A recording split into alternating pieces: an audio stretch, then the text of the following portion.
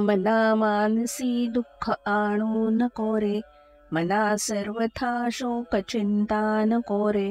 विवेकी देह बुद्धी सोडून द्यावी, विदेहीपणे मुक्ती भोगीत जावी. श्रीराम. शोक किंवा चिंता कधी करू नये. चांगलं वाईट याचा नीट विचार करून तसं वागावं आणि समाधान मिळवावं, असं समर्थ या ठिकाणी आपल्याला सांगतात. तुला संत ज्ञानेश्वर आणि त्यांच्या भावंडांची गोष्ट माहीत आहे का? ज्ञानदेवांचे आईवडील रुक्मिणीबाई आणि विठ्ठलपंत.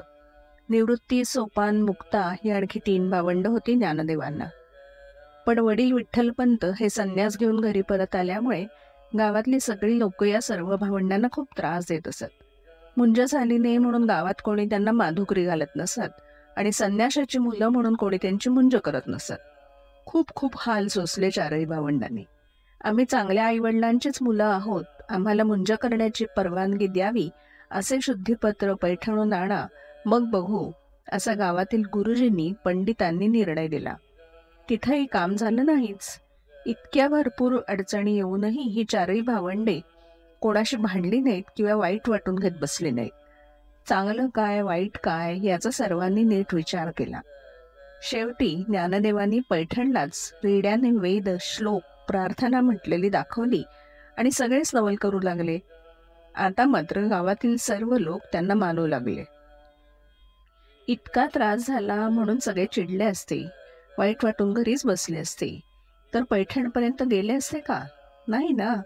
तसंच आपल्यालाही सर्वांनाच कोणत्या ना कोणत्या तरी गोष्टीचं वाईट वाटत असतंच, नाहीतर आपण सतत कशाची तरी काळजी करत असतो. तुम्ही लहान मुलं सुद्धा काहीतरी कारणाने रडता, वाईट वाटतं तुम्हाला, कारण अगदी साधं असतं. तुला मोबाईलमध्ये गेम खेळायचा असतो, नाहीतर टीव्हीवर कार्टून पाहायचं असतं आणि आई सांगते डोळे लाल होतील सारखं मोबाईलमध्ये बघून, बाहेर खेळायला जा. या अशा गोष्टी सांगितल्या की राग येतो ना, वाईटही वाटतं, मनासारखं खेळून देत नाहीत म्हणून, मग तुझी चिडचिड होते. पण जर चांगला विचार केला, डोकं ताळ्यावर आणून विचार केला, तर मोठ्यांचा बरोबर असतो ना. आपलं चित्र काढताना थोडं चुकलं, रंगवताना रंग बाहेर गेला, तर आपण वाईट वाटून नुसते बसून पाहत राहत नाही ना. तू काय करतेस? दुसरा कागद घेऊन पुन्हा चित्र काढतेस ना. दिवाळीत चकली करताना आईची एखादी चकली तुटते, मग ती वाईट वाटलं म्हणून नुसती बसत नाही ना, बिघडलेली चकली मोडते आणि परत नीट करते, हो ना. तसंच आपण पण छोट्या मोठ्या गोष्टीचं दुःख करत रडत बसण्यापेक्षा आहे त्यातून वाट काढायची आणि आनंदाने समाधानाने पुढे चालत राहायचं, असं समर्थ रामदास स्वामी सांगतात. कारण आपण जर नीट विचार केला, डोकं शांत ठेवलं, चिडचिड केली नाही, तर आपली कामं नीट होतात. जय जय रघुवीर समर्थ.